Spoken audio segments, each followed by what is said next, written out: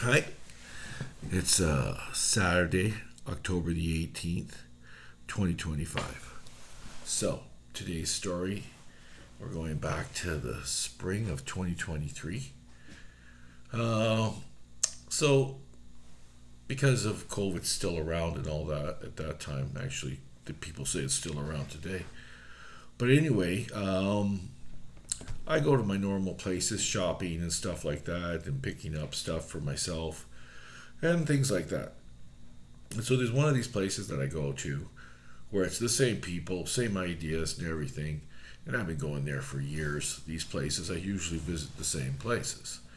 So one of the people that serve me or, sell me the items or that I need or whatever I am at what place because I can't say names of anything or nothing like that. So that's how I got to do this. But anyway, it's a male, probably in his mid 20s. And I've stories and stuff like that. I always do little jokes when I buy stuff and, try to make people feel good. But anyway, so I noticed that he had a tattoo on his one of his arms. Can't even say which arm because then I'd be describing the description. But anyway, it's the North Star. North Star means a lot to me because I'm Roman Catholic. That's where the three wise men had to go find Jesus is by the North Star. It's sort of like a compass as well. And so I saw it and I told him, I says, I've never seen that before. He said, I'd like to cover up a little bit and not let people see my tattoos. I have more than one, he said. And I said, that's the North Star. He goes to me, he goes, that's amazing. Most people get it mixed up with a compass. I go, it actually is a compass as well. But it's more religious than a compass, for my religion anyway. So I proceeded to talk to him. I said, now I got to tell you, I'm a psychic because I usually don't go around parading that I'm a psychic to everybody. Maybe it's not good for me because I won't be as wealthy as probably I could be if I wanted really to be. But I had to do a reading on him. And I saw something. I saw something pretty special. And not only that, see, I got these angels beside me, and they don't want ghosts coming too close to me because I have more important things to do than talking to ghosts and dealing with them. But this time I said, let this one ghost in, and it was his father, the person at the store that I was doing the reading on. And he goes, tell my son he's going on a trip and he's going to save somebody. He has a little fear of intimacy with people and stuff like that. So he might not be able to save this person, but tell him he can. This is what his father.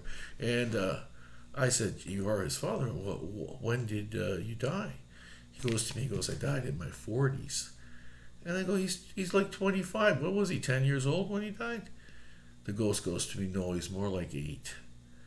So I said, wow, but that would still leave an impression on the young man. So I told him, I says, your father died when you were very young. He was very close to you. And he says, wow, how did you know that? I said, well, he's given me a message to tell you that you're going on a trip and you're going to save somebody. But your intimacy problems and all that, which makes sense if your father died at such a young age, you would have a problem with getting close to anybody or anything like that, which. He goes, you're right. He goes, and I'm not as brave as you think I am. I said, I think you're pretty brave. You're working in a store, you're dealing with customers every day when you make minimum wage. It's got to be hard. Yeah, he goes, how am I going on a trip if I'm only making minimum wage? I said, somehow the wealth will come to you and you go on this trip. And he said, all right. He goes, you got a lot of things right. That was amazing about my dad and everything that's going on in my life and relationships because he's very timid and he's scared. But he does have some type of a relationship going on. And I said, I'm really sorry about this, but it doesn't really work. And he goes, well, we're just friends anyway. I said, okay. This is a female that he was friends with. And he wanted more, but she didn't want more. And I could see that before I even, anything. But 2 weeks later, I'm still going to the same store, and he goes to me, he goes, you won't believe it. I won $1,000. I said, wow, well, that's amazing. He goes, yeah. I didn't ask him how. It was none of my business, really. He goes, but that's enough to pay for my trip. And he's only going to go for a week or two, I can't remember. But a month passes again. And then he's back from his trip. And he tells me, he goes, you wouldn't believe it. There was this girl drowning.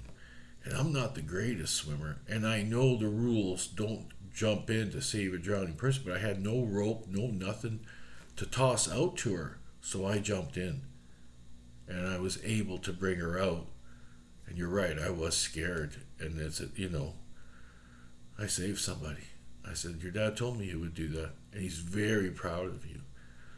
And another thing about these ghosts, if they see that you're hurting the loved ones that they're around, like this is his son, this ghost, and they know that you're going to help them, then they're great. They'll talk to you, they'll give you support, and they'll help you, the ghost, to do the proper thing with the person that they love. That is the individual that saved this person. His father, the ghost, was very proud of him.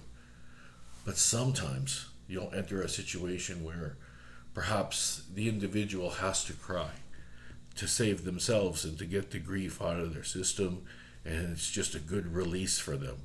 But the ghost will not understand that, and it will attack the individual that's trying to help the person that needs to cry or get over this situation and release some stress. That has also happened to me before, which I do not like, and it really hurts. Because ghosts can be very mean and very vengeful and very, very hurtful. That's about it for today's story, and I'll talk to you later. It's Birdy.